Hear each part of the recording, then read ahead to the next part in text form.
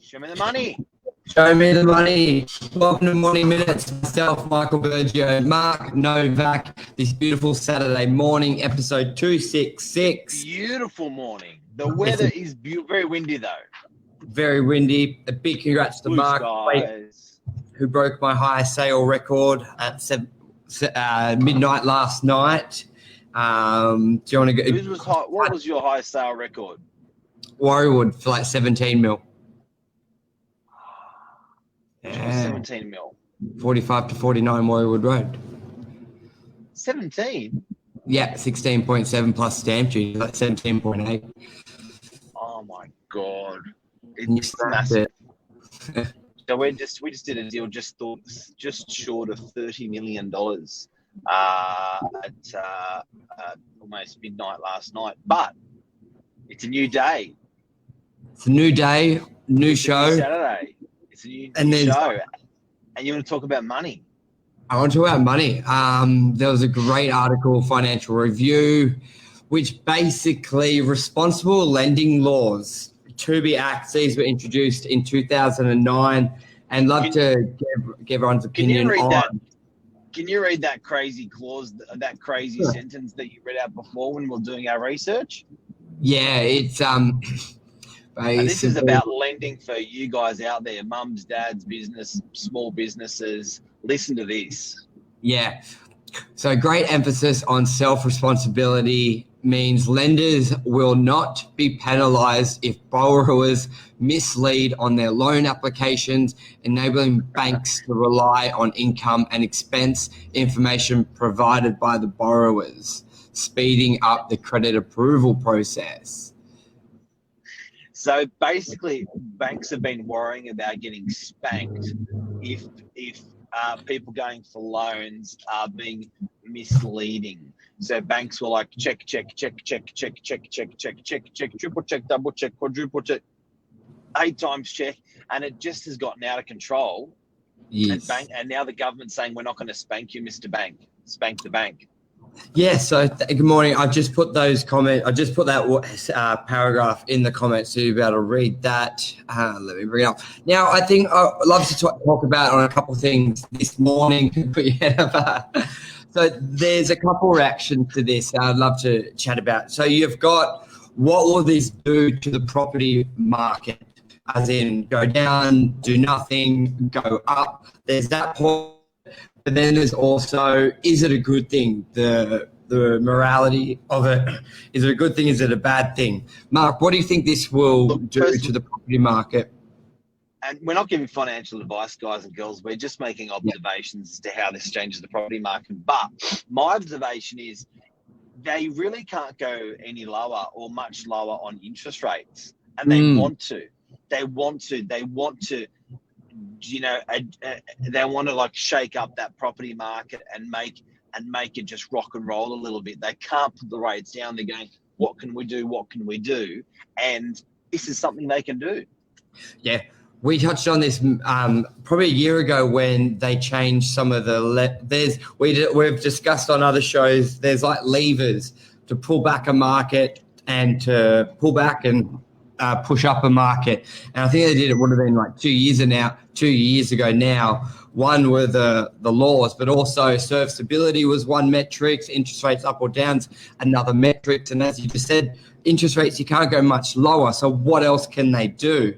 And basically this is what they're going to do. So this will mean, I think where this is going to really help people without initially people think, well, it's just going to enable people to lie, to get loans. But there's a lot of people who are self-employed, have their own companies, who had to jump through so many hoops to prove income satisfactory to the banks because they were so scared to approve them, and they were jumping through hoops. So I think when you read that clause, it almost sounds like that, you know, it's the government's supporting or promoting people to not tell the truth, but it's not that at all. It's just the compliance that was forced upon banks due to that clause was just making it unobtainable. And well, you know, I was talking to a mortgage broker yesterday. Now, the mortgage broker yesterday, this is what he said to me about he's a platinum broker, right? So his loans, a platinum broker, I think he was talking about Westpac. Anyway, he's one of the top tier lenders for Westpac. They have said for a good client that he puts forward to process their loan, to get them to look at, not process the loan, to get them to look at the loan in the credit queue was 10 days. It was in 4 tiers. The top broker got their loans looked at quicker than the broker that doesn't send them many deals through that bank. The top broker, it was 10 to 14 days just to look at the file. The worst broker, as in the broker that doesn't put much volume through that bank, it was 45 days. Wow. That's how long it's taking to get these bloody loans approved. Just before they started looking at the file, it was 45 days. So the credit queue is out of control and governments are doing something about it. Yeah, and it's one of those things where there's still going to be that liability for the client, but it's just not having liability on top of liability through that third party who's just offering a service. You don't really see that in other industries, that the person offering that service is now liable for the information of the client. So that's where it's sort of streamlining that. Hayden made comments, interest rates can go as low as they want. Like, it's true, but once you've got to think about over the 3 or 5 year period, if they just only hack away interest rates, what do you do when they get down to zero? You've got no other levers to pull. It's not sustainable to be at zero for 10, 20 years. I know some countries have, but how necessarily are they going? Genuine question. We haven't been there. So, and obviously there's that reluctancy to get down there straight away, especially when there are other levers they have implemented to slow down the property market in previous years, so they're just reversing them to streamline it. G'day, Philip. How are you? Hey, Phil. Interesting, guys. Really interesting stuff. What else? Let's keep an eye out on it, because I just think that, and how does it affect mums and dads and everyone out there? I'll tell you how it affects everyone. The easier it is for money, the more people can get money, the more people can buy property, the more chance property values are not going to go down. The more chance of property value is going to go up, which is very, very interesting, because my head's being done in at the moment, looking at all everyone's opinion as to what everyone's crystal ball on the property market has just gone out of control. We've got Westpac saying we're going to see 10 to 15% growth over the next year or two. Then we've got equally other media reporting that the market's going to actually absolutely shit itself, particularly when it hits the March cliff. We've even had moratoriums on rents extended to March. So where, which shows how serious the government's taking the economy. What do you reckon? Well, I think it goes hand in hand with also where the government said they want to streamline and make faster development applications. So if you're going to be approving a lot more buildings and a lot more apartments that are going to come on the market, you need people to be able to buy them. So you need to loosen this up so people can. And remember what we've said previously, when, regardless of this is right or wrong in the long run, when you look at you've got the no immigration potentially, when you look at the Australian economy with immigration, tourism, education from overseas going to be really hurting over the next 12 months. Yeah.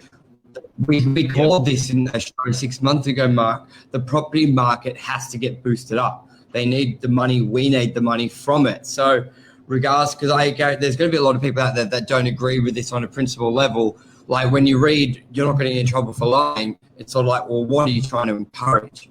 But when you don't have the other sources of money into the Australian economy, you're going to need it. If you're going to be building a lot of buildings, you're going to need people to buy it, and you need to streamline it. One, it's taking too long. 45 days to check an application in a residential market when you've got to decide to buy the property within weeks, cooling off to 5 days. So if the bank won't see it for 45 days, it's just not practical. So on that level, And so it's always gonna feel counterintuitive by taking away regulations. You know, yes, you always want to feel like you're in a safer country, like there's you're being protected. But you know, people's rights are also being taken away. And yeah, I know if anyone ever wants to look at, if anyone ever Googles Kerry Packer court tax YouTube, those words, Kerry Packer court tax YouTube, have a look at what he says about all these laws in this wonderful country. He says, you know, if you want to introduce a law, you should take away. We are one of the most regulated countries in the world, and if you want to introduce laws, you should take away laws that are not being used, that are there and absolutely useless. Because every law that gets introduced is taking away the rights of people, of certain people, right or wrong. That's taking away the rights of people. So I think that with what the banks are doing, it does feel counterproductive by saying how stupid that you're actually letting people lie on you know, you can almost read it that way, but it's not that at all. It's just you can be over-regulated. Like, we can make the speed limit on the road 20 kilometres an hour so no one gets into an accident, but it's just counterproductive. It's not right. You just can't get shit done. So the same with lending, there's balance. Yeah, it's like having the speed limit and then putting a secondary driver in there just to monitor you, and then having another source. Like, so I've just put the YouTube link to the Kerry Packer in there, so you can have a look at that just for what you referenced there, Mark, as well. But once again, there's still a lot of liability for the applicant. Remember, like, you're not saying there's no repercussion, there's no nothing. People got to understand this was like a secondary, third. There always has been full liability to the applicant. They're going to take the home away from you if you stop paying the mortgage. They're going to make you bankrupt. They're going to take any other property you potentially have. There is full recourse, not like America. America, America is not full recourse. You leave the keys on the bench of the bank and say, "Check ya, I'm not paying anymore." We've got full recourse in this country. Yep. So that's it. That's the show for this morning. Love to get your thoughts. But I'll put the links in there if you want to have a look at the articles. But it will be interesting. I don't think they said when it implements. I think it'll be pretty quick though. They want to streamline it. Do you know, Mark, if it implements next month or next quarter? I don't know. If anyone knows, let us know. I'm thinking it's more like nowish, as in bang, let's get this done. Well, separately. But certainly, you know, I just think with the way they do want to support the property market, they do, you know, and why are they doing this? Why they're doing this is they're trying to the biggest asset class in the country is property ownership, is property. So if they see the sentiment in property go down, that's going to hit people in the heart. Harry, how are you? How's up? That's going to hit people in the heart very, very hard and deep. So they really want to insulate, protect, and put a moat around property in Australia because there's so much sentiment around that, consumer sentiment. People, it can really make people depressed, sad, anxious if they lose their properties or their property value gets eroded. So I think the government is just making sure that they're protecting that asset class, and this is another way that they're doing it, one of many. And I think it'll be also watch for the shoe to drop as well, because generally when something happens, they pull back somewhere else. So this is like this is great for everyone, but then you don't know, they may say serviceability goes up or interest rates go up, even though I don't think they will. But normally there's always another side to a change just to sort of pull back it so it doesn't go crazy or anything like that. So I think it will be interesting if there is a second part to this as well. What does the shoe to drop mean? I don't know. Like, you know, when something's too good to be true, and then that saying, I don't know, there could be something else that comes out with this. Like, it's almost like interest rates drop. Yep, that sounds great, but then it gets harder to get the loan. So some people it's good, some people it's bad. Interesting times, Michael. It's crazy times. But that's a wrap. And what's even crazy is we were speaking with Vic LaRusso, auctioneer, and he reckons Northern Beaches is doing well. Bit better than a lot of parts of Sydney. Bit of a plug for the beaches, I know. But yeah, it's interesting. Yep. And if people want to watch, we've got an auction, I think 4:00 today at French's Forest. So that will be interesting. It'll be live. That's going to be a great auction to watch, by the way, guys and girls. If you want to watch it, jump on our live channel at about. Is it? Do you know the time? Definitely. No, but it's Cook Street, isn't it? 56 Cook Street. Yeah, 56 Cook Street. Check out that time for everyone if you can now. Yeah. And guys and girls, go on to our to watch that. Vic LaRusso is going to be the auctioneer today. He's probably one of the best auctioneers in the country, so he's always a pleasure to watch. He's a good guy. And then, when is it? Just 2 seconds. Auction 4 p.m. Smash it. I'll put the link in there so people have on property today. On FB, watch our FB channel at 4 p.m. for a phenomenal auction. Yeah. Thanks, buddy. And you'll be back for morning, not morning minutes, breakfast at Novak at 8:30. Breakfast at Novak's done. Yeah. Cheers, guys. Thank you, everyone.